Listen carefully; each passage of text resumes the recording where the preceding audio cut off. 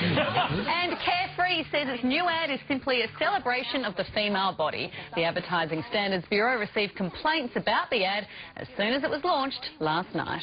How well do you know your body? I mean, it's amazing. It cools us down when we're too hot, it heats us up when we're too cold. You know, even that bit of discharge in between our period is our body working to keep the vagina healthy. Debbie Seligman is the Carefree campaign spokeswoman, and you say that the company researched what women wanted in these adverts. Debbie, I have to admit I was pretty surprised when I saw the ad. It's blunt language. Normally women are just frolicking in the surf in these kinds of ads. Why did you decide to take this path? Well, I think for most women that have experienced something uncomfortable down there, they'll know that there's no frolicking in the surf happening at that time.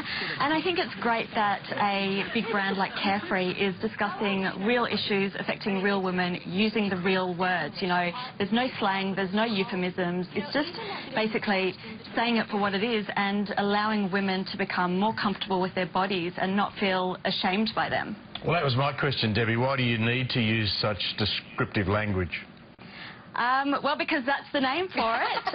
It is what it is. Let's be honest. It is a vagina, and I think using, as I said, euphemisms and slang can often make women feel that they should be embarrassed about talking about issues about that region. Debbie, when we played this ad in our office today, one of the guys said, you know, it's misleading too. No girl that hot would have a problem like that. Is that part of the problem, that you know, men and some women see vaginal discharge as a problem? Yes, absolutely, and it is something based on the research that Carefree have done that most women have experienced, but only a percentage of them actually feel comfortable to admit it, and we found that majority of the women do experience it. They are uncomfortable talking about it, and they definitely don't want to talk about it with their partners.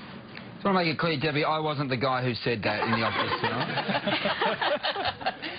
All right, Debbie, well, it's certainly got workplaces and homes talking today. Thank you so much for joining us, and I think we'll continue this conversation now. Thank you. Thank you very much. Now, you have a big issue. This whole thing makes you uncomfortable, doesn't it? I think I'd rather stick with the euphemisms, wouldn't you? But you have two girls. I'm not saying you should sit around the dinner table at night and chat about it, but don't you think... No, we're not going to do that. I think there's more interesting things to talk about around the dinner table. But if you can't even use the word for it, that's a bit of a concern. Well, whoever said that about the girl being too good looking is absolutely correct. I mean, if they're going to go and say we've got to be blunt and honest about this, get an average looking woman and get her on there. Yes.